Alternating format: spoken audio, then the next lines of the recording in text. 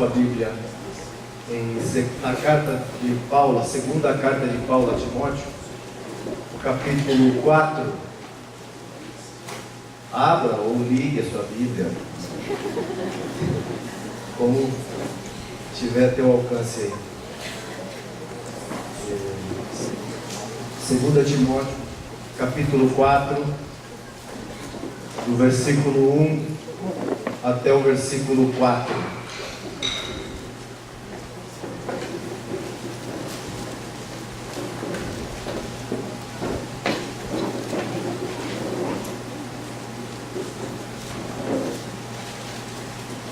Conjuro-te perante Deus e Cristo Jesus, que há de julgar vivos e mortos, pela sua manifestação e pelo seu reino, prega a palavra, insta, quer seja oportuno, quer não, corrige, repreende, exorta, com toda longanimidade e doutrina, pois haverá tempo em que não suportarão a sã doutrina.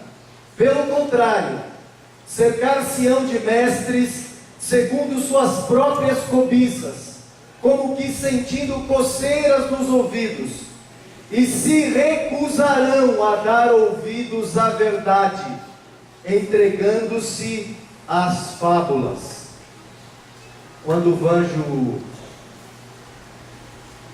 lembrou esse texto de Esdras, falou comigo ali à parte, enquanto nós estávamos cantando, eu me lembrei desse texto, desse momento da história do povo de Deus.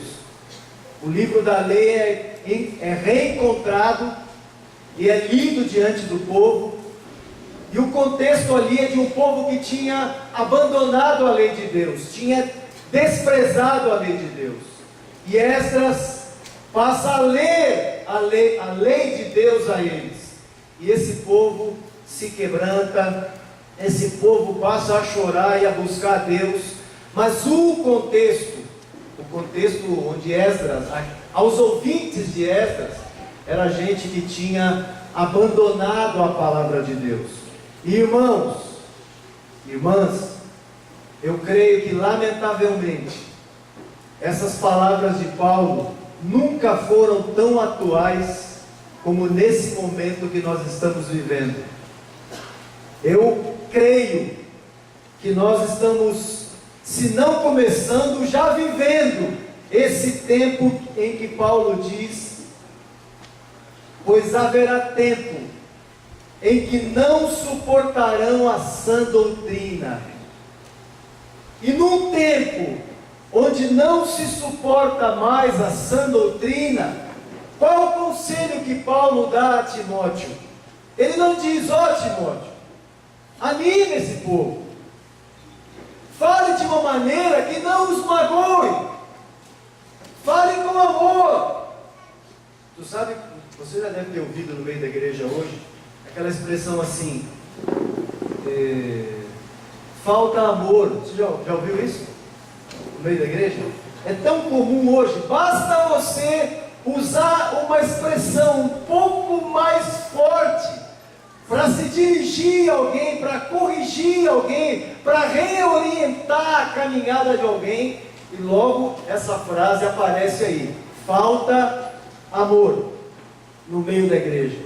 E Paulo, falando a Timóteo aqui, ele diz assim: prega a palavra. É a primeira coisa que Paulo diz a Timóteo. E se você for olhar essa palavrinha, prega, a palavra no texto original é querisso, é um proclamador, um arauto. Qual é a função do arauto? Apregoar, trazer uma notícia, dizer um acontecimento próximo. Essa era a função do arauto. Não era alguém que estava dando bons conselhos. Um arauto é aquele que apregoa com toda a força, com veemência. E Paulo está dizendo a Timóteo: prega a palavra, proclama a palavra. Em que ambiente que nós estamos vivendo? num ambiente onde ele diz que a doutrina está sendo deixada de lado. E Paulo diz a Timóteo: Timóteo, nesse tempo, você vai precisar pregar a palavra, proclamar a palavra, bem claro, alto e com bom som. Insista, seja veemente, seja insistente. Não é algo que você diz uma vez e entenderam. Repita isso de forma clara, insistente, veemente, insta, quer seja oportuno, quer não. Sabe o que Paulo está dizendo? Não importa o ambiente. Ainda que você não encontre ambiente, pregue a palavra. Você sabe por que alguns profetas do Antigo Testamento, e não foram poucos, literalmente perderam a cabeça? Porque pregaram a palavra. Deus fala com eles, e eles têm que ir lá entregar a palavra. E alguns deles sabiam que ao ir entregar essa palavra, literalmente eles sabiam que não voltariam para casa, que iriam morrer, porque entregaram aquela palavra. É esse tipo de arauto que nós somos? É esse tipo de arauto que nesse momento da igreja nós precisamos. Gente destemida, quer seja oportuno, quer não, quer ouçam. Vem comigo até Ezequiel. Dá uma olhada em Ezequiel, capítulo 2.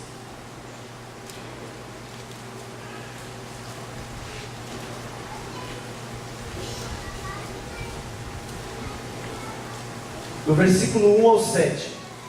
E por falarem, quer seja oportuno, quer não, quando meditava nessa palavra, eu me lembrei desse texto. Tem uma expressão que Ezequiel usa, e Ezequiel é um profeta que profetiza ao povo que tinha voltado da Babilônia, aos exilados. Ezequiel diz assim: esta voz me disse: filho do homem, põe-te em pé e falarei contigo. Então entrou em mim o Espírito, quando falava comigo, e me pôs em pé, e ouvi o que me falava. Ele me disse: filho do homem, eu te envio aos filhos de Israel, às nações obedientes. Eu te envio a nações rebeldes que se insurgiram contra mim. É para este povo que Ezequiel tem que profetizar. Uma coisa é você profetizar e a turma está dizendo amém, boa palavra, glória a Deus. Mas não foi para esse povo que Ezequiel profetizou. Eu te envio, Ezequiel, a nações rebeldes. Sabe quando você precisa dizer alguma coisa séria para alguém e você passa aquela semana orando? Às vezes uma semana não é suficiente. Uma semana foi o tempo que uma semana era suficiente para conversar com alguém. Há algumas situações na igreja hoje que você vai conversar com uma pessoa que você precisa passar meses orando. E quando você vai conversar, dá palpitação, dá taquicardia, a pressão altera, porque você já imagina a situação. As nações rebeldes que se insurgiram contra mim, ele e seus pais prevaricaram contra mim, até precisamente o dia de hoje. Os filhos são de duro semblante, obstinados de coração. Eu te envio a eles. E lhes dirás: assim diz o Senhor Deus.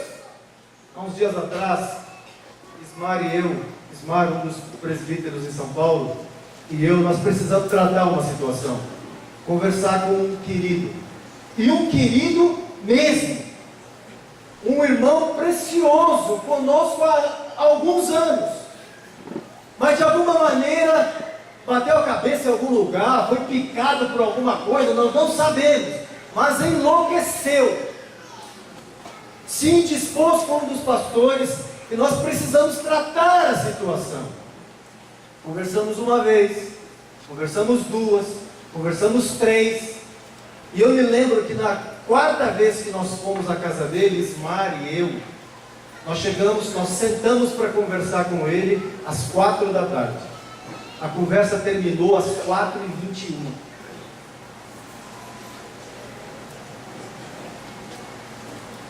Nós começamos a conversar com ele,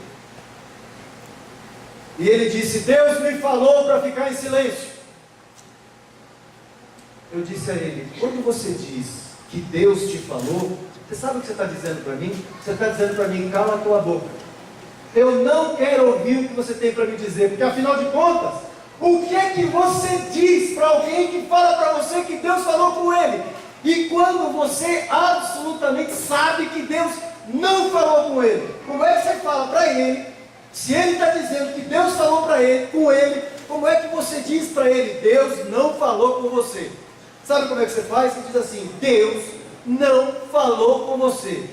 E eu me dirigi a ele, olhei nos olhos dele e disse assim: Deus me falou, Deus falou comigo, e Deus falou para mim ficar calado. Eu me impus uma disciplina. Eu falei: como é que é? Eu falei assim: querido, que você precisa ser disciplinado, eu não tenho a menor dúvida, mas não por você. Como é que você se autodisciplina? Querido, eu percorro a Bíblia, e não são poucos os textos na Escritura que falam sobre disciplina, mas eu não encontro um somente que diga que a pessoa se autodisciplinou. Esse é o momento que nós vivemos. Eu disse a ele, falei: querido, se tem você disse que orou, mas eu quero te dizer, você não orou. Aliás, se tem uma coisa que você precisa fazer, é orar. E sabe por que eu sei que Deus não falou com você? Porque o que você está dizendo não encontra respaldo na palavra de Deus. Como é que Deus vai te falar algo que está fora da palavra dele? Não é possível. Esses dias, semana passada, Gilberto me passou esses recadinhos que se mandam em WhatsApp. Não no Zap, no WhatsApp. Você tinha dito que você não gostava de falar na Zap, você já está falando Zap. Quando você recebe uma mensagem via WhatsApp, o Gilberto recebeu uma, e é um desenhozinho, que a pessoa tem o homenzinho está assim: Senhor, fala comigo, está se dirigindo a uma nuvem, né? Senhor, fala comigo. Aí daqui a pouco sai uma mão da nuvem, assim, com a Bíblia na mão. Irmãos, seria engraçado se não fosse trágico. Sabe qual é o momento que nós estamos vivendo? Esse momento, onde as pessoas estão dando mais credibilidade ao que sentem, ao que imaginam, ao que pensam, do que a palavra de Deus. E eu disse a ele: você sabe o que está por trás de ti? Você é um sujeito orgulhoso. Deus não falou com você. Você precisa orar e buscar a Deus. Vá orar, é o que você realmente precisa fazer. Você não orou até agora, Deus não falou com você. Você ouviu qualquer voz, mas não foi a voz de Deus. A voz da alma você ouviu, mas não foi a voz de Deus. Sabe por quê? Porque na Bíblia, todos os homens com os quais Deus falou, todos esses homens foram para o pó. E sabe por que eu sei que Deus não falou com você? Porque o que está por trás de você é orgulho.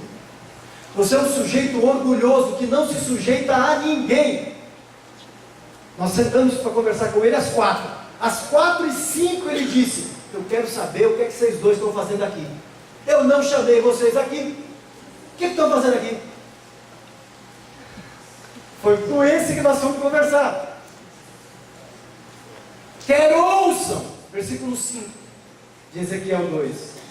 Eles, quer ouçam, quer deixem de ouvir, porque são casa rebelde. Hão de saber que esteve no meio deles um profeta.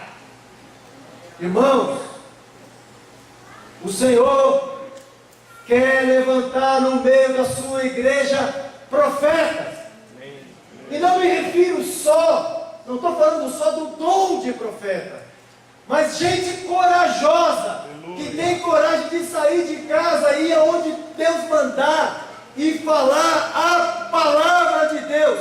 Quer ouçam, quer deixem de ouvir, quer seja oportuno, quer não. Deus quer levantar essa gente no nosso meio, gente corajosa, gente que não teme outra coisa senão a reprovação do Senhor. E o que Deus manda fazer, Ele faz. E ele sai de casa não baseado, não norteado por suas emoções, por aquilo que ele sentiu, por algum friozinho na coluna.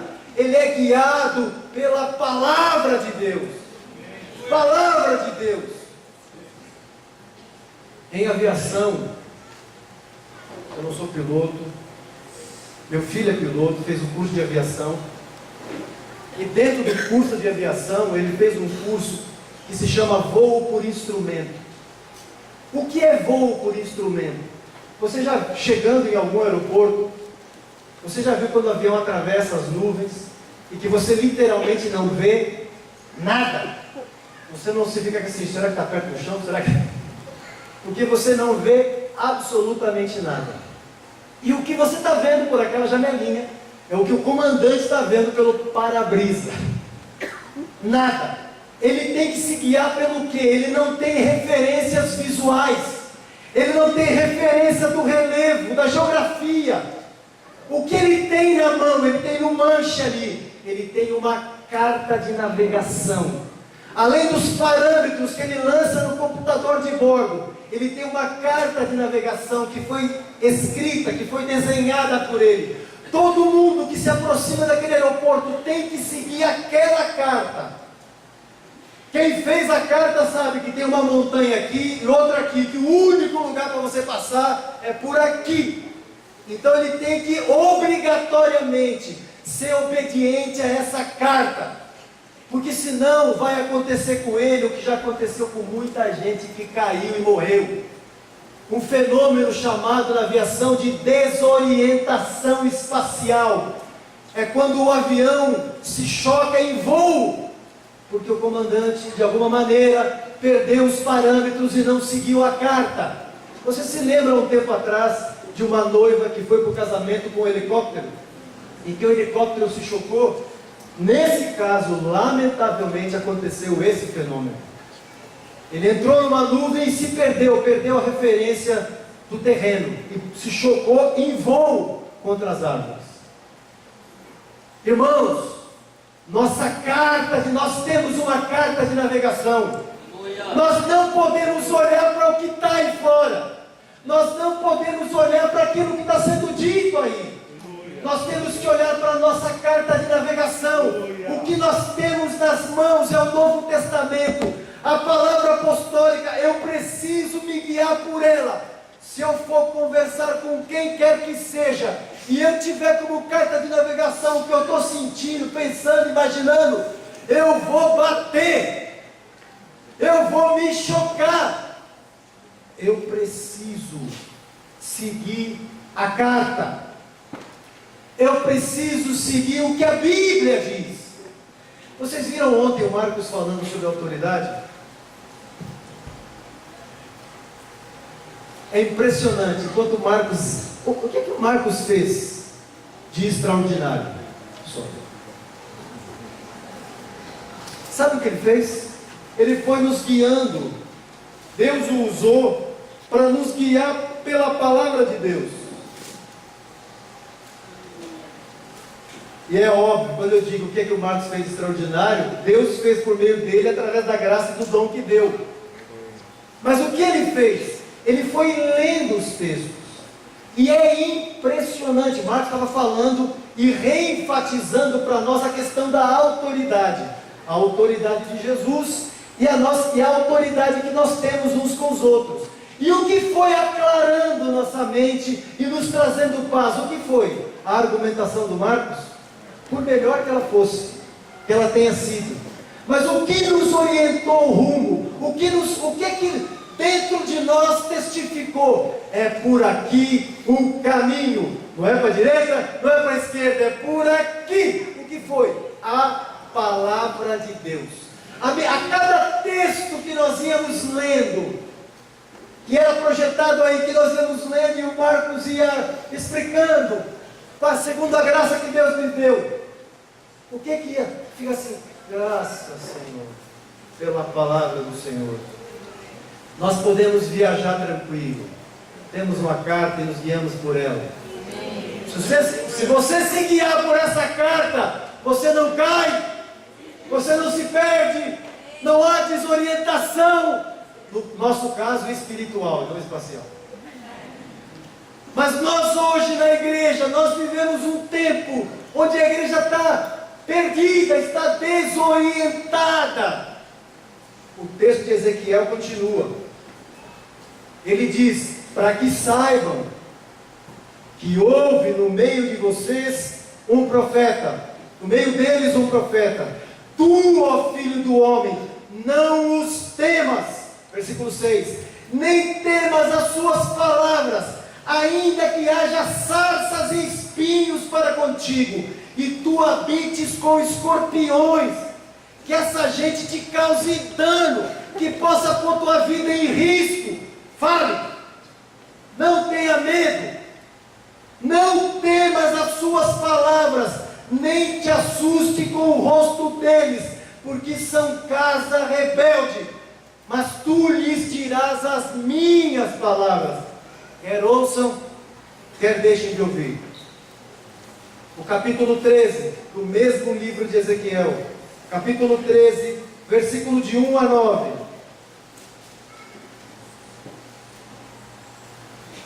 Ezequiel 13, de 1 a 9.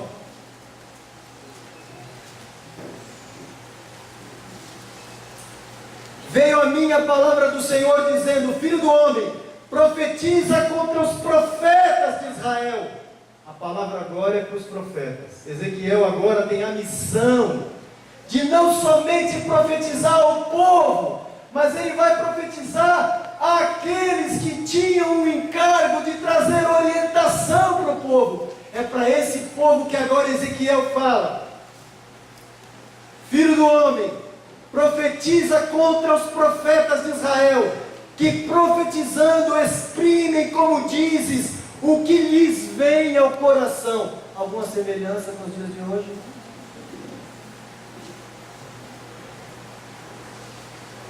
Ouvi a palavra do Senhor, assim diz o Senhor Deus: ai dos profetas loucos que seguem o seu próprio espírito, sem nada ter visto. Os teus profetas, ó Israel, são como raposas entre as ruínas. Sabe o que esses profetas faziam? Não subistes as brechas. Ezequiel diz a eles: vocês não sobem as brechas, ou seja, vocês não corrigem, vocês não tapam os buracos que meu povo está abrindo, os furos que têm sido dados, vocês não dizem nada, vocês veem o povo errar e deixam a coisa rolar. É a esses que Ezequiel diz: não subistes as brechas, nem fizestes muros para a casa de Israel. Vocês não alertam meu povo para erguerem os muros contra os inimigos. Hoje, a confusão, a heresia, a bobagem entra no meio da igreja com uma facilidade enorme. E todo mundo vê a heresia, a confusão, o falso ensino passeando no meio da igreja, e os profetas olham e ninguém diz nada. Bom, ninguém, graças a Deus, porque em toda a história do povo de Deus, o Senhor sempre preservou o remanescente fiel. Profetas que estão aqui, que são fiéis ao Senhor, que o Senhor te anime vocês, que fortaleça seus braços, quer ouçam, quer deixem de ouvir, prega a palavra, seja um arauto de Deus. Quer ouçam, quer deixem de ouvir. É claro que sempre será com amor, pelo amor de Deus. Como é que eu vou pregar a palavra de Deus desprovido de amor? Sempre será com amor. Mas muitas vezes esse amor será assim. Jesus virou para Pedro e disse: para trás de mim, Satanás. Pensa. Se fosse nos dias de hoje, o sujeito que falou isso seria disciplinado. Hoje, e por favor, eu não estou me referindo aos meus queridos irmãos que estão nas denominações. Eu estou me referindo a essa gente que fala de propósito eterno, de discipulado, de juntas e ligamentos. Essa confusão entrou nesse ambiente também. Fechem as brechas, levantem muros, para que ela permaneça firme na peleja no dia do Senhor. Eles tiveram, versículo 6, eles tiveram visões falsas e adivinhação mentirosa. Os que dizem, o Senhor disse, quando o Senhor não os enviou. E o pior, tem profeta hoje falando da sua própria mente, e sabe o que ele faz? Ele fica esperando que se cumpra.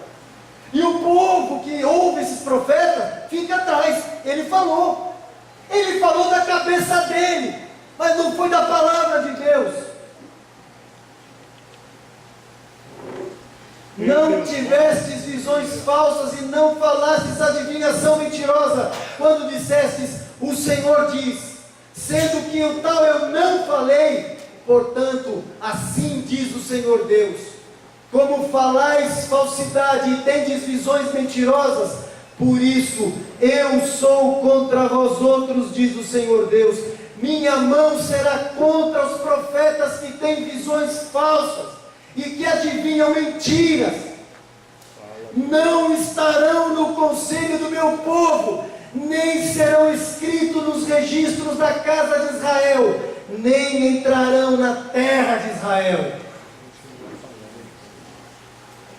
Profetas, abra a tua Bíblia. Antes de dizer qualquer coisa, confira com a tua Bíblia. Não seguir por eu acho, eu sinto, eu penso. Seguir pela palavra de Deus.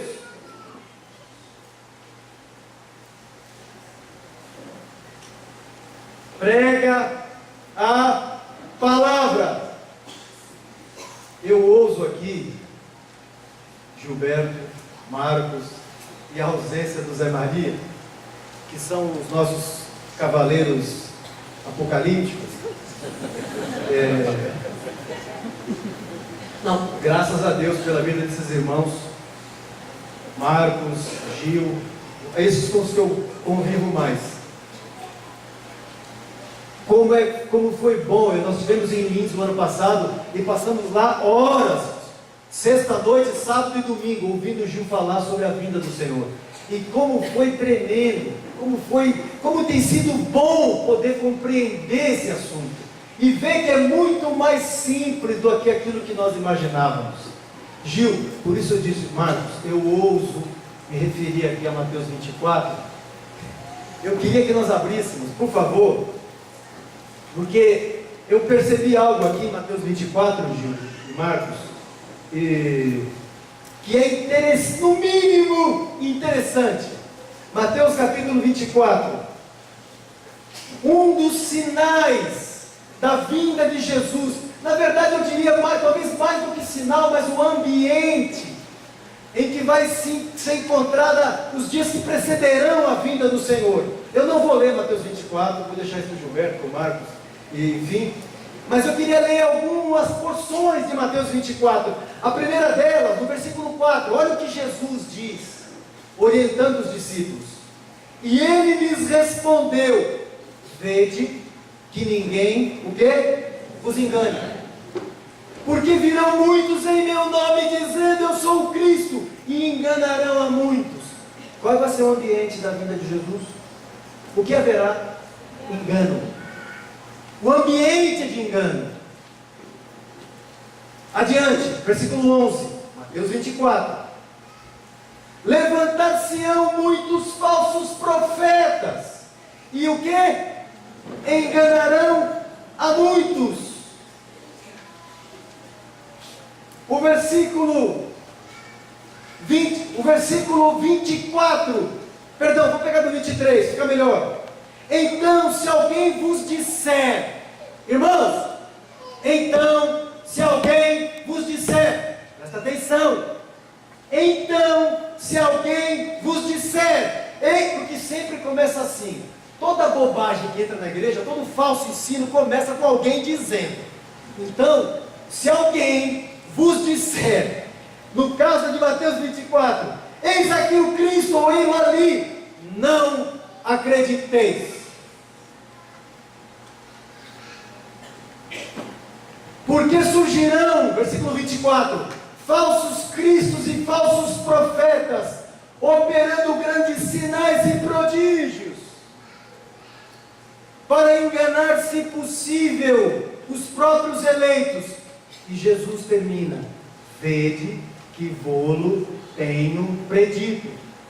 O que é que Jesus está dizendo? Eu estou avisando vocês, presta atenção, fique atento, porque vai se levantar gente, não é gente que vai se levantar para contar historinhas para a igreja. Tu sabe o que é que o diabo quer fazer comigo e com você? Nos meter numa confusão, fazer com que nós percamos os parâmetros, as referências, e fiquemos perdidos. Porque quando entra o sentimento, meu irmão, quando entra a alma, não é sem razão que Judas, escrevendo sua carta, ele fala que essa gente que se infiltrou no meio da igreja são sonhadores alucinados. Judas diz. Sabe quem são os sonhadores alucinados? E por favor, eu não estou dizendo que todo mundo que diz Deus falou comigo, ele não está falando em nome de Deus. Por favor, não é isso. O que eu estou dizendo é que todas as vezes que alguém disser, e se eu e você dissermos, Deus falou comigo, tenha a mais absoluta certeza que aquilo que você falou se encontra referência na Escritura. Porque senão, meu irmão, minha irmã, a probabilidade de Deus não ter falado com você é enorme, para não dizer que de fato e de verdade é isso. Deus não falou com você. Você ouviu, sei lá, você viu algum vídeo no YouTube. Aliás, alguém, eu não lembro em que cidade que eu estava, não lembro se foi em Lins, onde foi, que alguém fez uma brincadeirinha, e seria engraçado se não fosse trágico, que um grupo de pastores está se apresentando para a igreja, e um irmão está apresentando os pastores. Ele diz: ó, esse aqui é o pastor fulano de tal, esse aqui outro é o pastor fulano de tal, eu sou o pastor fulano de tal, mas tem um outro pastor aqui, que aliás é o mais querido de todos. Todos escutam ele absolutamente todos os dias, passam horas ouvindo esse pastor, é o queridinho da turma. Ele se chama YouTube, pastor YouTube. Irmãos, larga esse pastor YouTube. Você lembra do tempo que a gente lia a Bíblia? Lembra? Voltemos, tem um site aí que chama assim, Voltemos ao Evangelho. Irmãos, de fato e de verdade, voltemos ao Evangelho.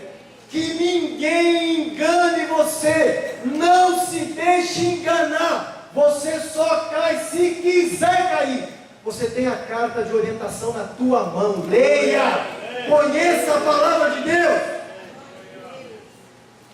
Larga isso, por favor. Esses dias, nós fomos obrigados a dizer algo para a igreja em São Paulo. Nós dissemos aos irmãos: irmãos, lamentavelmente, nós não podemos proibi-los de verem pregação na internet. Gostaríamos de poder proibir, mas nós não podemos fazer isso. Mas nós queremos dizer algo aos irmãos. Se você vê uma pregação na internet, veja e guarde para você. Fique com ela. No momento que você compartilhar, e se tiver ensino falso no meio, será corrigido o ensino e você. Então pensa bem, antes de apertar aquele botãozinho assim, compartilhar. Pensa bem, porque se tiver asneira no meio, será corrigida a asneira e você. É claro que há irmãos que vocês podem ouvir sem contraindicação.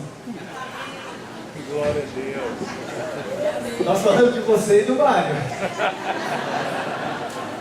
É claro que pode se acrescentar aí, Rogeraldo, Edmar, Manuel, não é? Pode se agregar. Sabe, nós dissemos isso, sabe o que nós falamos para os irmãos? Porque esses, se falarem qualquer coisa estranha, eu tenho o telefone deles, o número do telefone deles no meu celular. E eu ligo para eles assim, cara, eu ouvi uma palavra que você compartilhou aqui, cara, eu não entendi o negócio que você falou. Você podia aqui, em linha direta, assim, me explicar? Esses daí você pode ouvir de forma indiscriminada, não há contraindicação. Os mais, fuja, corre, fique com a Bíblia, volte para a Bíblia. Você sabe o que é que o povo anda lendo da Bíblia hoje, no meio da igreja? Eu não estou falando da igreja evangélica, por favor. Não estou falando de nós. Estou falando desse povo que fala de propósito eterno, junto e ligamento, evangelho do reino. Esse povo aí que reúne nas casas, que não tem nome. Essa turma aí. Sabe o que é que essa turma anda lendo de Bíblia? Toda vez que o celular faz assim, plim, aí tem um link. Aí ele vai lá dar uma olhada. É claro, graças a Deus, pelas exceções. Mas você vê que eu tenho que dizer, graças a Deus pelas exceções. Porque lamentavelmente, nós estamos vivendo esse ambiente que Paulo diz a Timóteo, chegará o tempo em que não suportarão a sã doutrina. Verdade. Nós dissemos, concluindo a conversa com aquele irmão, nós dissemos a ele, nós não podemos te convencer. Não tem como, nós não somos o Espírito Santo. Mas nós podemos, devemos e vamos fazer o seguinte. Nós não viemos aqui te ouvir, porque nós já estamos te ouvindo há muito tempo. Nós viemos aqui te dizer algo da parte de Deus. Nós viemos dizer para você que você não pode mais, do jeito que você está, estar entre os irmãos. Porque você está com o espírito dividido, com o coração dividido, e assim você não pode permanecer no meio dos irmãos. Vai orar, você falou de orar, vai orar mesmo. E ouça, e presta bem atenção. Quando você orar, fica atento. Porque Deus vai querer falar com você. E se você ouvir a voz de Deus, você sabe onde nos encontrar. Nos procure. Mas assim você não fica. Imagine você deixar uma criatura dessa no meio do povo de Deus. Ele está confuso, ele está cheio de rebelião em seu coração. O que ele vai produzir? Pergunto eu. O mesmo que está no seu coração. Para preservar o rebanho, nós fizemos isso. Irmãos, nós precisamos ser arautos. Proclamarmos a palavra de Deus. Você é um arauto de Deus ou você quer sempre ser politicamente correto? Porque você quer sempre ser conhecido como como o bonzinho. Se Deus te deu a palavra, se você tem a palavra do Senhor, vá e diga.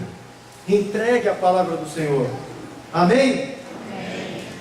Esse é o ambiente. O texto de 2 Tessalonicenses capítulo 2. Paulo fala assim, vamos lá. 2 Tessalonicenses 2. A mesma expressão, Gil. A mesma expressão que Jesus usa em Mateus 24. Olha o que ele diz no versículo 2. Versículo 1. Irmãos, no que diz respeito à vinda do Senhor Jesus Cristo e a nossa reunião com Ele, nós vos exortamos a que não vos demovais da vossa mente com facilidade. Não sai do teu lugar. Deus te falou, a palavra de Deus está dizendo: fique aí, não se demova. Não vos demovais da vossa mente com facilidade, nem vos perturbeis, quer por espírito, quer por palavra, quer por epístola, como se procedesse de nós, supondo tenha chegado o dia do Senhor. Ninguém, de modo nenhum, vos engane. Meu irmão, os dias que vão preceder a vinda de Jesus, a chapa vai esquentar, e se você não estiver atento, você será enganado. Eu serei enganado. Volta para Mateus 24. Volta lá.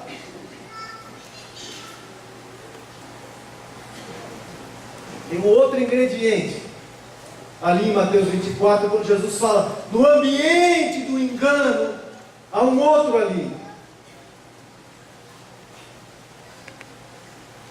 Versículo 24. Porque surgirão falsos cristos, falsos profetas, operando grandes sinais e prodígios, para enganar, se possível, os próprios eleitos. Operando o quê? Você quer ver a igreja ficar prostrada? Alguém já disse que basta você, e por favor, misericórdia, digo isso com todo o temor,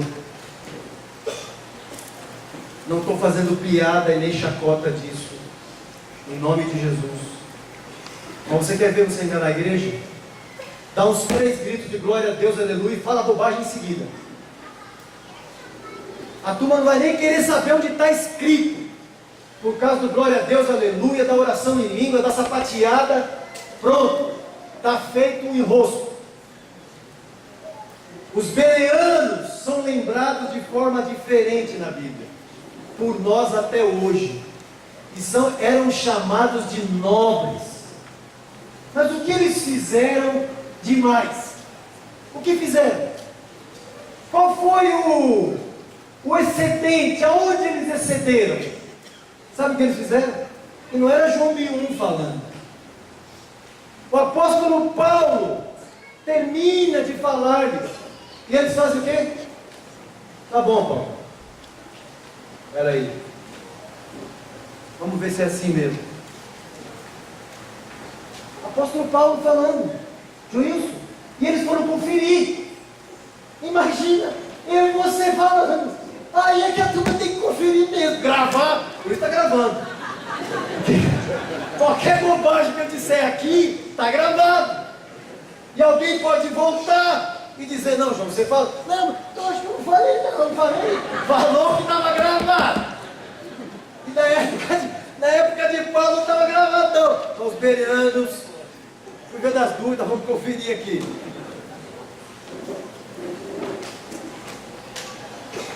Efésios 4,14. Para que não sejamos como meninos agitados de um lado para outro e levados ao redor por todo o vento de doutrina, pela artimanha dos homens, pela astúcia com que induzem ao erro. Quem induz ao erro, Senhor? Não. Quem induz ao erro? Os homens. Eles induzem ao erro. Irmãos, não sejamos meninos agitados, que se movem, que basta ver, alguém foi curado de dor de cabeça. Irmãos, já inventaram a Neusaldina. Algumas vezes, dor de cabeça. Tem uma galeria de uma turma aí, que nós vamos ver aqui. Essa turma pouco estava se lixando com a saúde deles. A história diz, eu já ouvi,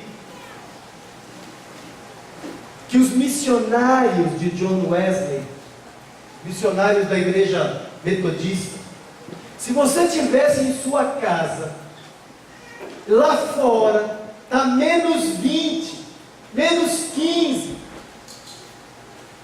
Obrigado. E você ouve um barulho no quintal. A história conta que só podia ser duas coisas: ou um urso invadindo sua casa, ou um missionário metodista indo lá pregar o evangelho para você. E sabe o quanto essa gente estava preocupado com os pulmões? Se andar na neve faz mal, se tem que se agasalhar. Essa turma estava pouco preocupada com isso. Se alguém ia orar por eles, para a dor de cabeça passar. Eles não estavam preocupados. O que essa gente queria era pregar o evangelho. Não importasse. Lembra daquela galeria de Hebreus 11? Dá uma olhada lá. Hebreus 11, de 35 a 38.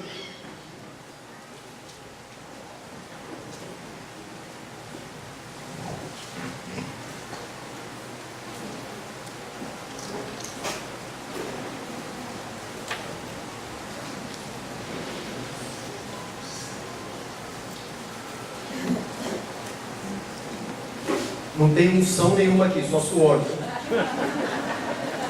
Por favor. Eu já vou deixar perto de mim para ninguém querer pegar. Né? Suor puro e fedorento. Por favor. Hebreus 11, de 35 a 38. Alguns, olha essa galeria, Júlio. Alguns foram torturados, não aceitando o seu resgate. Poderiam ter sido livres, mas não quiseram. Sabe por quê? Cid, cadê o Cid?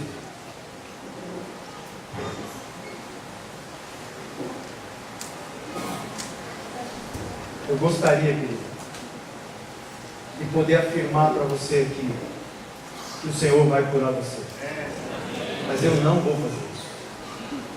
Porque existe outra possibilidade, sim, e que nós não podemos descartar. De você, daqui uns dias, está muito melhor do que nós. Porque você vai estar literalmente nos braços de Jesus. Isso, sim, também é uma possibilidade. É claro que nós podemos rogar, pedir ao Senhor para que cure você, e é o que nós temos feito. Mas a outra possibilidade, sim, é o Senhor te tomar para si. Amém? E eu não vou nem te perguntar se você está pronto, que só pelo testemunho que eu ouço de você, eu sei que você está pronto. Amém? Romanos 14, 8, Cida. Eu lembrei desse texto hoje de manhã e eu queria dizer para você e para nós: porque se vivemos, para o Senhor vivemos. Se morremos, para o Senhor morremos. Quer pois vivamos ou morramos, somos do Senhor. Amém? Alguns foram torturados, não aceitando o seu resgate, para obterem superior ressurreição. Algum irmão de Panambi, o Rude de Panambi, me enviou, lembra dos egípcios, dos 21 egípcios que foram mortos? O Rude fez uma pesquisa. Rude é um dos presbíteros de Panambi, no Rio Grande do Sul.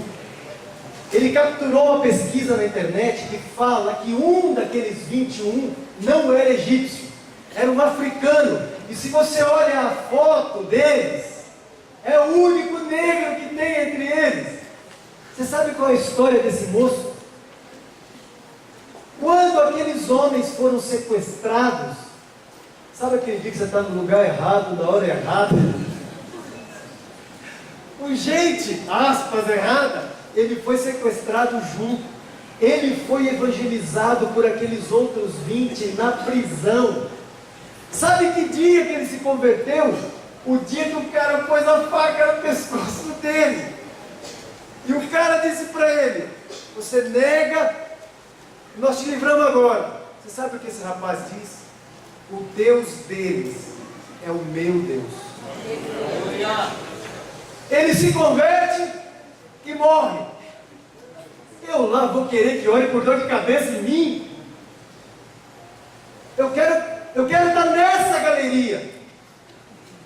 Porque eu estou interessado numa superior ressurreição. Outro resgate. Outros, por sua vez, passaram pela prova de escárnios, açoites, sim, até de algemas e prisões. Foram apedrejados, provados, cerrados pelo meio, mortos ao fio da espada. Andaram peregrinos, vestidos de peles de ovelhas e de cabras, necessitados, afligidos, maltratados. Pensa na sua lápide. A seguinte frase: homens dos quais o mundo não era digno. Pensa, sua morte, a sua lápide.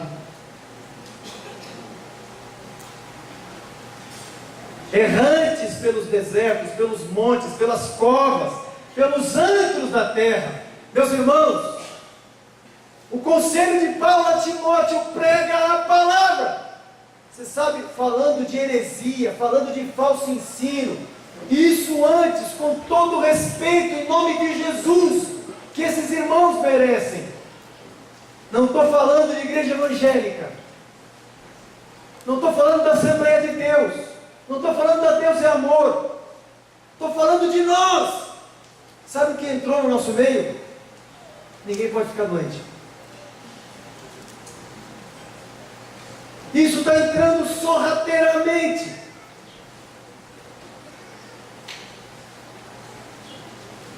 Por que você e eu não podemos ficar doentes? Gente muito melhor que você e eu ficou doente e morreu doente. Qual o problema? Não podemos nem morrer mais. É pecado morrer. Segunda Reis, capítulo 13, versículos 14 e depois o versículo 20. Estando Eliseu, lembra do Eliseu? Lembra desse Eliseu aqui? Você e eu não dava nem para passar o paninho na sandália dele. Estando Eliseu padecendo da enfermidade de que havia de morrer. Ele não sabia naquela época, mas nós sabemos hoje, né, cara? Ele estava doente, não sabia que ia morrer, mas agora eu sei. Estando Eliseu padecendo da enfermidade de que havia de morrer, Jeoás, rei de Israel, desceu a visitá-lo e chorou sobre ele. Meu pai, Carlos de Israel e seus cavaleiros. Morreu Eliseu e foi sepultado. Ponto. Onde ele estava agora? Está com o Senhor. Na época não estava com o Senhor ainda. O com o Senhor veio depois da ressurreição de Jesus. Hoje, Eliseu está com o Senhor. E eu vou te dizer, ele olha para... Por favor, grifo do autor. Agora é uma brincadeirinha. Imagina que Eliseu olha de cima para baixo e fala assim: tadinho deles. Que situação, ainda bem que eu estou fora disso aí. Não se pode ficar doente. Aí, esse ensino, irmãos, por favor, não estou dizendo que nós não podemos orar por enfermos, e esses enfermos não podem ser curados. Mas o que eu absolutamente não posso fazer é me guiar por isso, é permitir que ao ver sinais e prodígios eu diga: é de Deus, porque Jesus está dizendo, alertando a igreja: não se guie por sinais e prodígios, porque vai ter uma turma que vai se levantar no fim aí e vai operar sinais e prodígios. Eu vejo hoje que na igreja, por muito menos, a igreja tem sido enganada. Por muito menos. Jó, capítulo 2, do versículo 6 ao versículo 8. Eu estou dizendo, o tema aqui é o abandono da doutrina no que diz respeito a não podermos ficar doentes. Você pode sim, e é muito provável que eu e você, que Deus tenha misericórdia de nós, mas é possível, é provável que em algum momento você e eu vamos ficar doentes. E se você não estiver em pecado, fique em paz. Mas só se não estiver em pecado. Mas saiba que a enfermidade pode não ter nada a ver com o pecado. Algumas vezes sim. Mas você não pode assim, enfermidade é igual a estar em pecado. Isso é bobagem. Isso não está na Bíblia. Não há nenhum texto que comprove isso.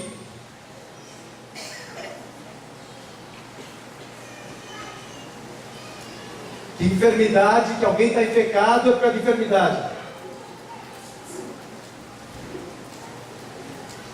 Jó, capítulo 2, do versículo 6 ao 8. Eis que ele está em teu poder, mas poupa-lhe a vida.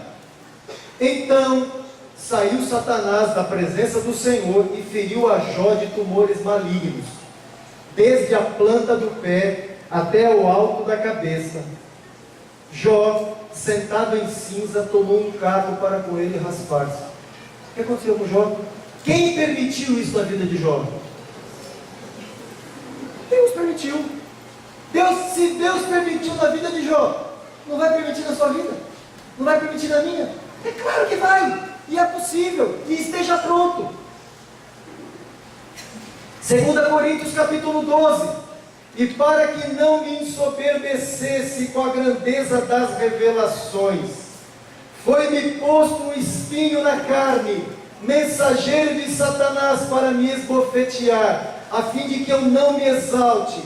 Por causa disso, 3 vezes pedi ao Senhor que o afastasse de mim.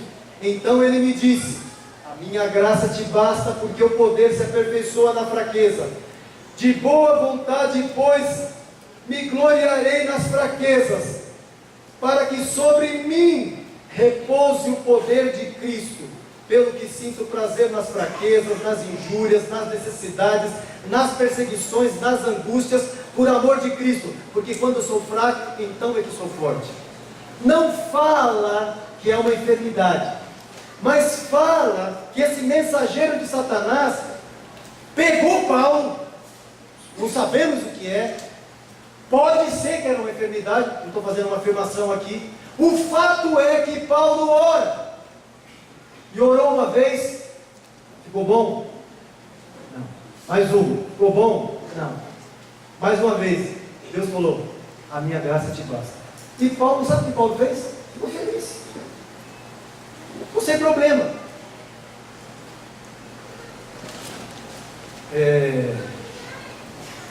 Errata.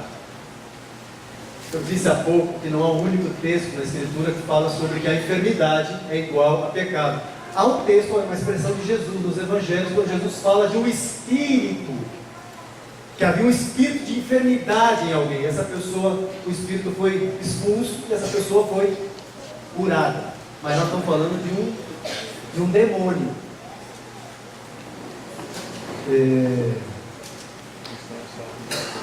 Irmãos, amém? Está dando para entender? Gálatas 4,14. E posto que a minha enfermidade na carne vos foi uma tentação, e posto que a minha enfermidade na carne vos foi uma tentação, contudo não me revelaste desprezo nem desgosto, antes me recebestes como a anjo de Deus, como o próprio Cristo Jesus. Você vê que Paulo fala da enfermidade assim. Essa gente aí, gente desse naipe, do apóstolo Paulo, o cara não estava preocupado com a enfermidade. Ele queria fazer a vontade de Deus. E a enfermidade vinha, acontecia, e sabe o que ele fazia? Continuava trabalhando, continuava lutando, fazendo o que Deus tinha mandado fazer, até acabar a pilha, até terminar a vida útil. É assim que eu quero, irmão. Eu quero poder, com a graça de Deus, me unir a homens, me unir.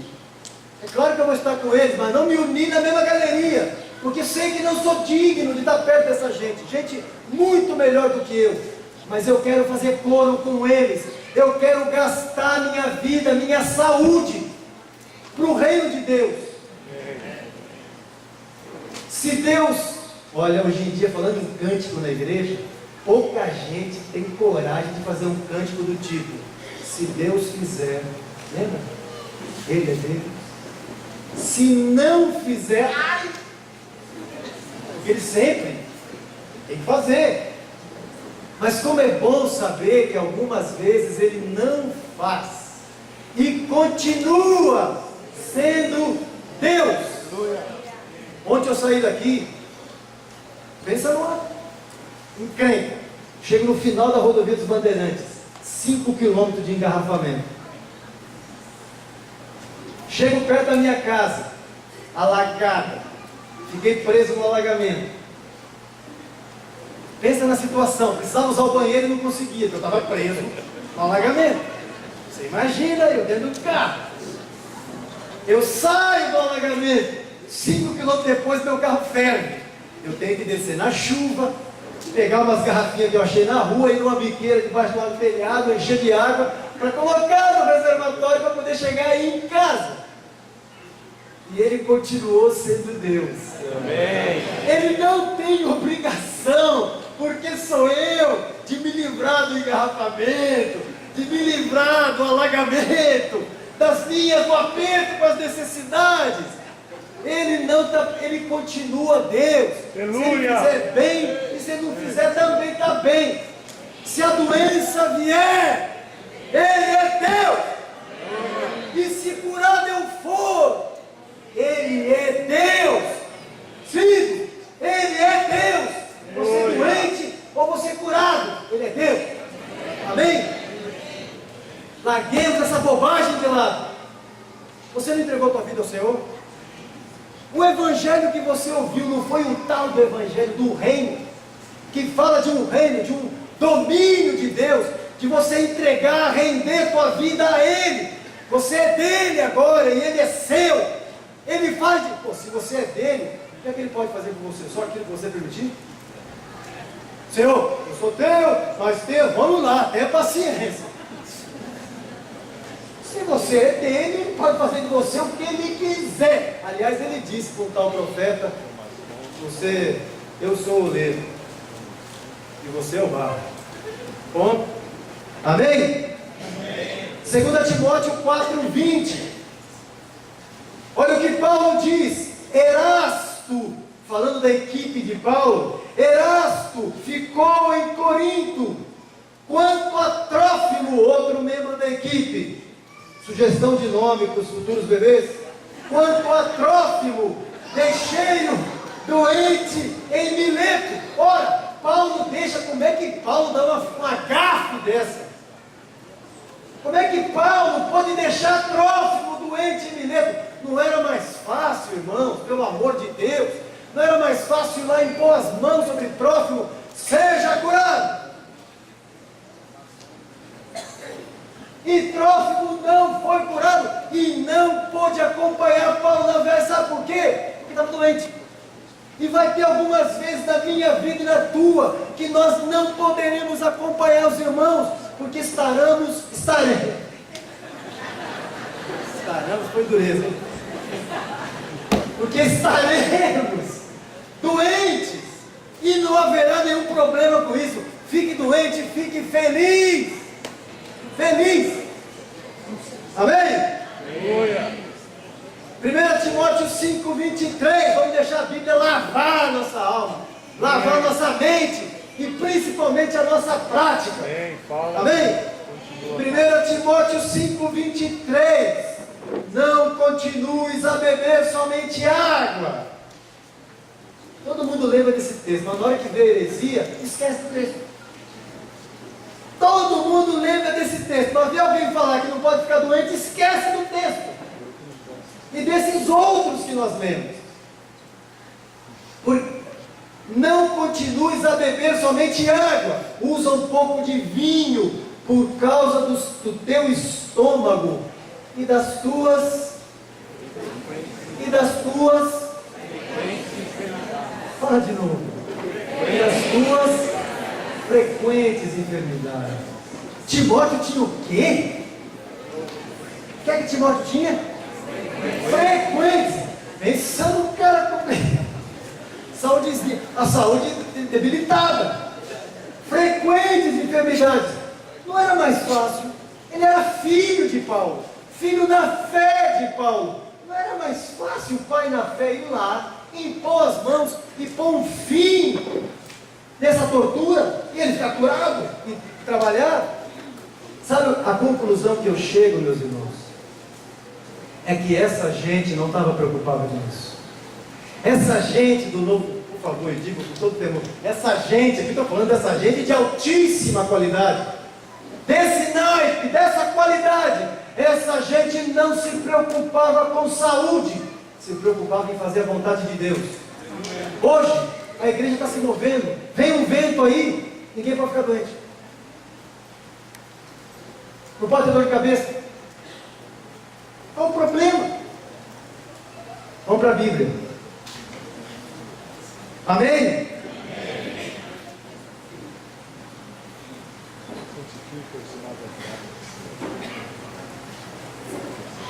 Sinais e prodígios não atestam a aprovação do Senhor. Não é porque alguém está operando sinais e prodígios que Deus está atrás. Oh, meu céu, muito bem. É claro que Deus vai nos usar para operar e operará por nossas mãos sinais e prodígios. Mas ninguém se empolgue não, viu? Achando que sinais e prodígios por si só seja o resultado da aprovação, da chancela de Deus. Não é. E Jesus alertou que essa gente dos últimos dias faria isso. Mas eu queria ler com vocês alguns textos, mais alguns textos. 1 Coríntios 15, 1.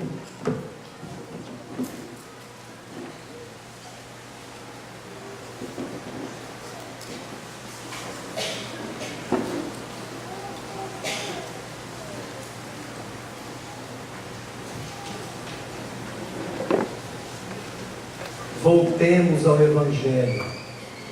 Amém? Voltemos ao Evangelho.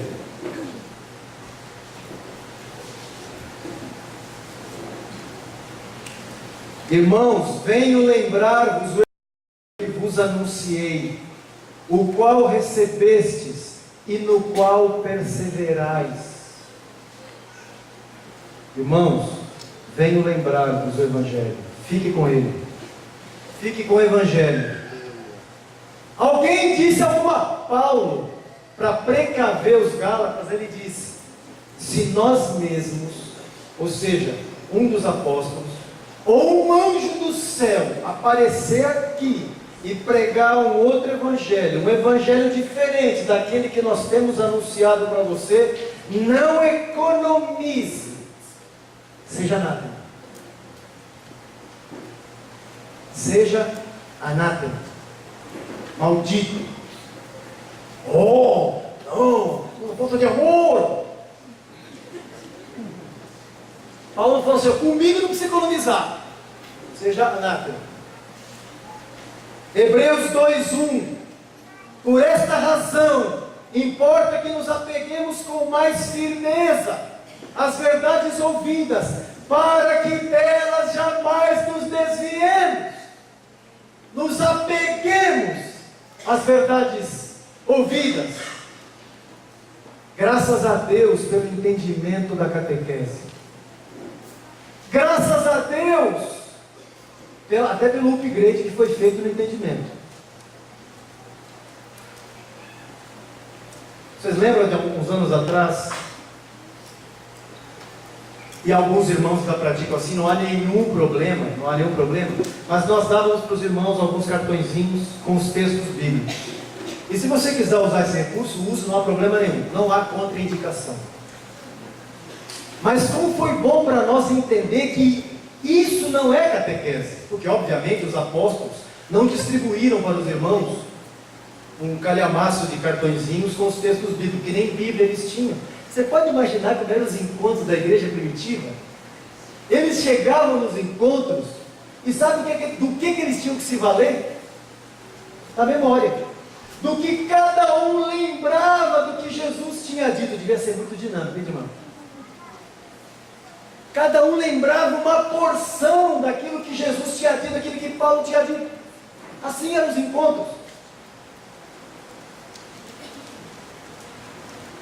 E o Senhor renovou o nosso entendimento. Hoje nós estamos entendendo que catequese é a maneira de ensinar. Ou seja, tudo o que nós formos ensinar terá que ser obrigatoriamente por meio de repetição, de forma oral e repetida. Isso é catequizar. Haja visto exemplos? Quantos irmãos entre nós que não são pastores, não são presbíteros em suas cidades, mas são capazes de refutar o ensino sobre divórcio e novo casamento? Por quê? Imagina quanto esses homens, hoje de cabelo branco, mas eu sou de uma época ainda, irmãos, que eu vi o Marcos, eu conheci o Marcos com cabelo. Marcos tinha cabelo preto.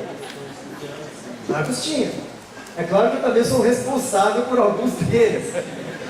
É bem provável que tem alguns com o meu nome aí. Está na conta.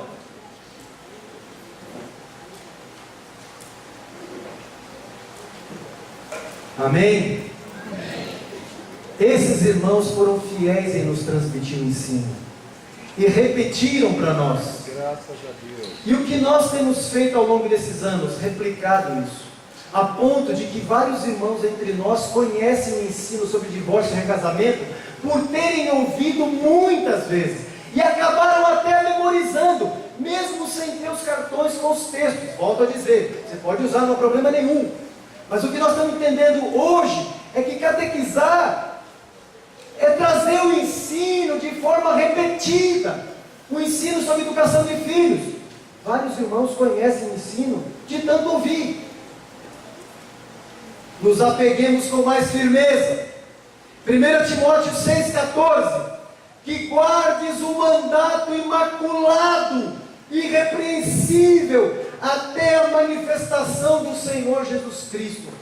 Irmãos, meus irmãos, guardem o mandato que o Senhor deu a vocês. Guarde de forma irrepreensível. Não permita que ninguém manche o mandato que vocês receberam, que altere, que mude o ensino que vocês receberam. Paulo diz a Timóteo: guardes o mandato imaculado, sem mancha, exatamente como eu dei a você. 2 Timóteo 1, versículos 13 e 14. Mantenha o padrão das sãs palavras que de mim ouviste, com fé e com amor que está em Cristo Jesus. Guarda o bom depósito mediante o Espírito Santo que habita em nós.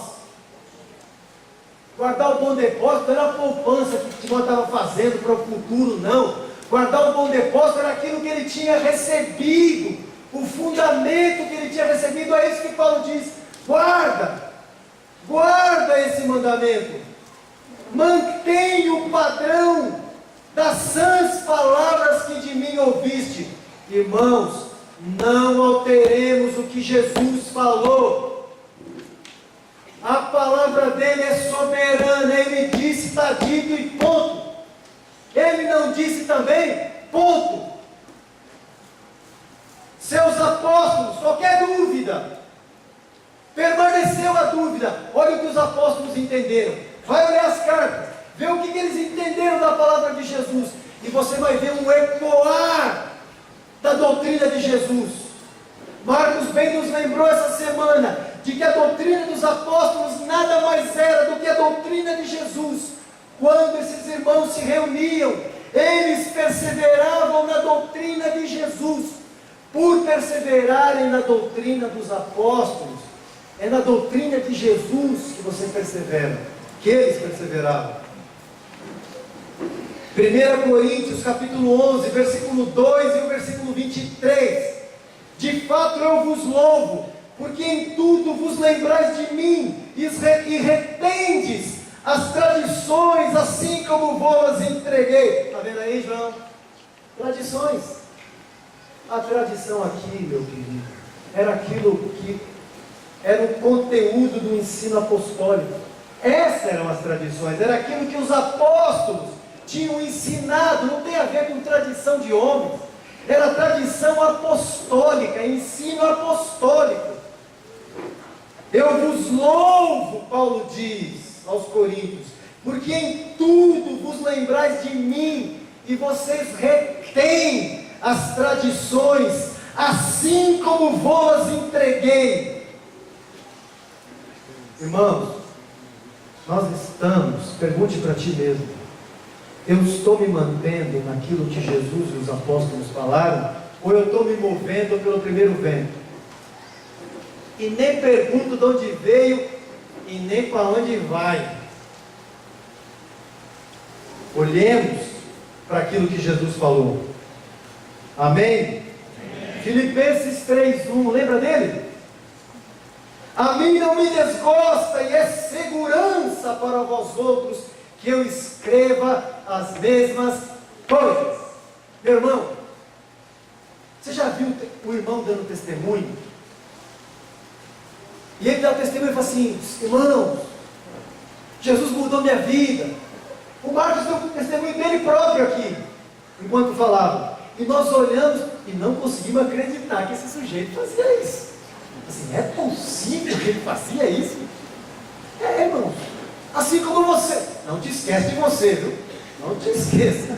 Aliás, lembra, é sempre bom lembrar o que diz a Escritura. De que se queixa o homem vivente? Queixa do quê? Dos pecados do outro. Queixe-se cada um dos seus próprios pecados. Você está vendo o irmão dar testemunho, e ele está falando das mudanças que essa palavra produziu em sua vida. E você fala assim: uau, que testemunho! Sabe o que é isso, irmão? Sabe o resultado do quê? É o resultado daquilo que a doutrina faz da vida de uma pessoa. Hoje, nós estamos vivendo um tempo assim: obedecer a Deus é legalismo. Você não pode obedecer a Deus mais, isso é legalismo. Legalista! Meu irmão, eu fui chamado para obedecer. O que me transformou no homem que eu sou hoje, e tem muito para mudar, é resultado da graça de Deus em mim, através da sua palavra, da doutrina.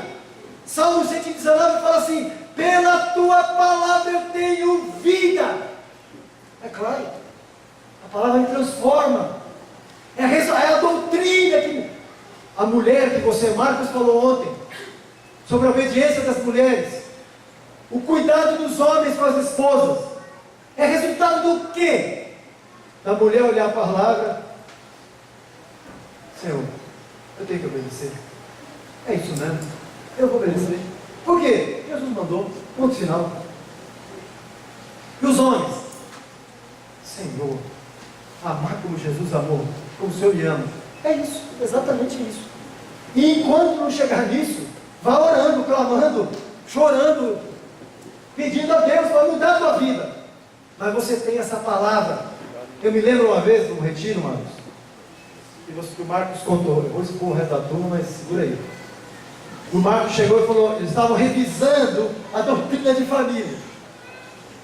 O Marcos falou: não, tem que diminuir essa apostila, está muito grande, tem muita argumentação.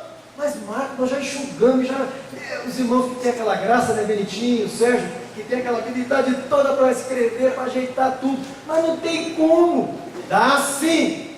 Aí eu achei interessante, não sei se você lembra, mas uma argumentação que o Marcos usou, assim: o Espírito Santo conseguiu. O Espírito Santo pegou essa apostila e transformou numa folha. Como? Efésios 5. Você sabe qual é a nossa apostilinha de família? Efésios 5. Acabou. Eu pergunto: precisa de mais? Tá bom, vai.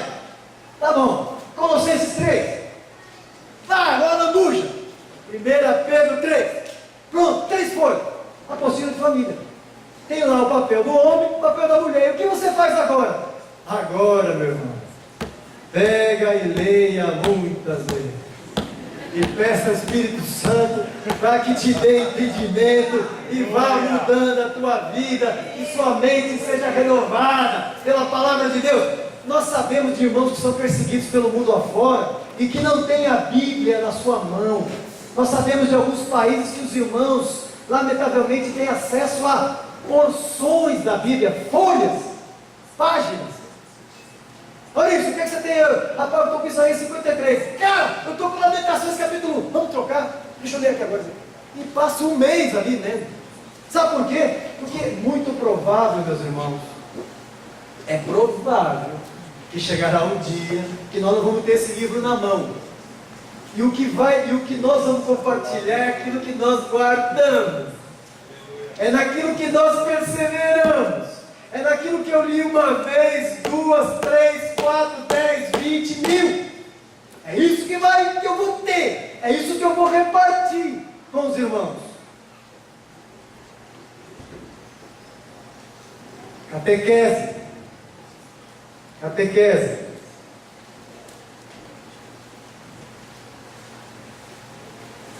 Segundo Tessalonicenses 2,15. Assim, pois, irmãos, permanecei firmes e guardai as tradições que vos foram ensinadas, seja por palavra, oralmente, seja por epístola nossa. Assim, pois, irmãos, permanecei firmes e guardai as tradições que vos foram ensinadas, seja por palavra, seja por epístola nossa. Tito 1,9. Apegado à palavra fiel, que é segundo a doutrina, de modo que tenha poder tanto para exortar pelo reto ensino, como para convencer os que contradizem. Apegado à palavra, seja um homem apegado, seja uma mulher, seja um jovem, um adolescente, seja apegado à palavra de Deus. Amém? Apegado à palavra de Deus.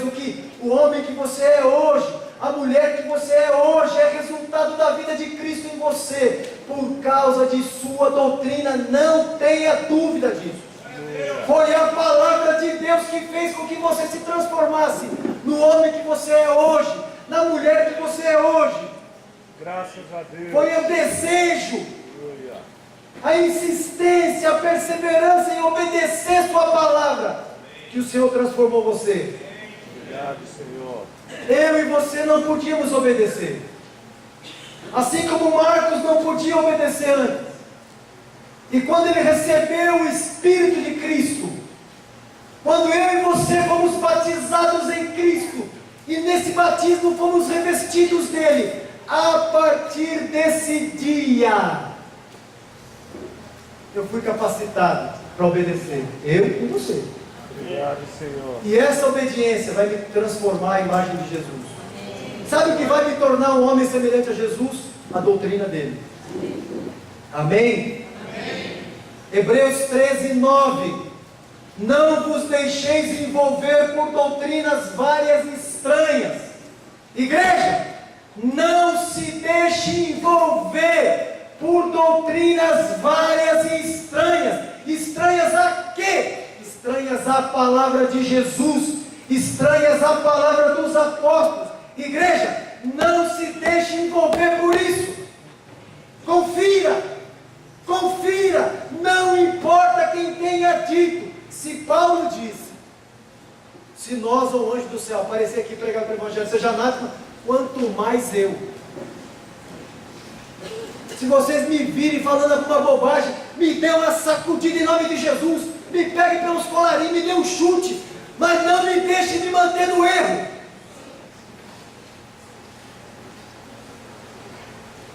E quando alguém vier te exortar, o Marcos falou ontem sobre submissão à autoridade, que a questão toda principal, me ajuda aqui se eu não reproduzir direito, você já arruma aqui logo,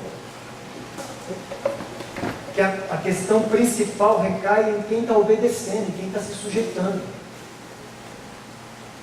Então, se algum irmão for querer te reorientar, te orientar, meu irmão, aqui, facilita, seja dócil, obedeça. Se esse irmão aparece com a palavra de Deus, mas agora nós temos entre nós assim, eu não vejo bem assim. Eu entendo esse texto de outra maneira. O problema é que no meio da igreja hoje tem um trocadilho que o Evandro usou, o Evandro lá de Panambi, os presbíteros em Panambi. O Evandro de Adeus usou um trocadilho assim: você está sujeito ou você tem o seu jeito? Quem somos nós? Nós somos daquele que estamos sujeitos ou temos o nosso jeito? Nos sujeitemos, irmãos. Permaneça em vós. 1 João 2,24, e eu termino aqui. 1 João 2,24, permaneça em vós o que ouviste desde o princípio. Se em vós permanecer o que desde o princípio ouviste, também permanecereis vós no Filho e no Pai. Grande é o Senhor. Irmãos, no dia que nós falamos isso para a igreja, que era para ouvir essa coisa de não ter livre acesso ao YouTube, a pregação do YouTube, de ser uma coisa mais restrita e cuidadosa e criteriosa.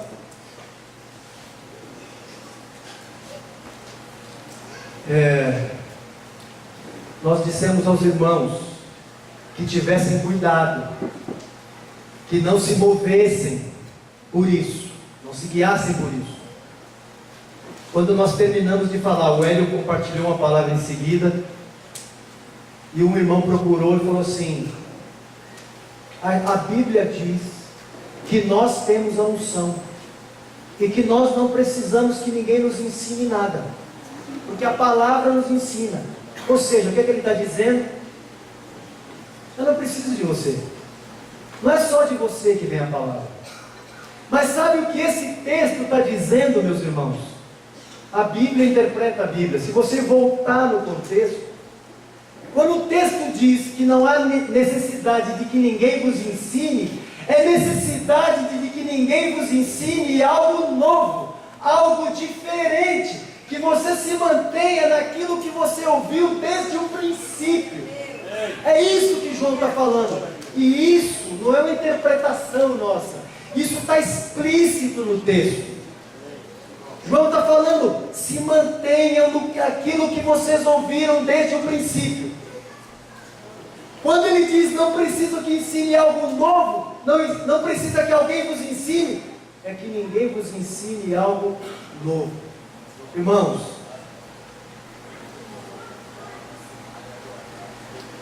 ensinando-vos a guardar todas as coisas que vos tem ordenado. O Adalto está lembrando ali. Amém, amados? Aleluia. Por favor, me perdoem a intensidade como eu falo, mas não há no meu coração nenhuma indignação com os irmãos. Eu tenho indignação sim, com o erro, com o falso ensino que permeia o meio da igreja. E às vezes eu vejo homens velhos, homens que entre nós deveriam se levantar como arautos e denunciar o erro, e esses homens se silenciam. Precisamos, irmãos, de arautos no meio da igreja. Amém? Que o Senhor nos ajude.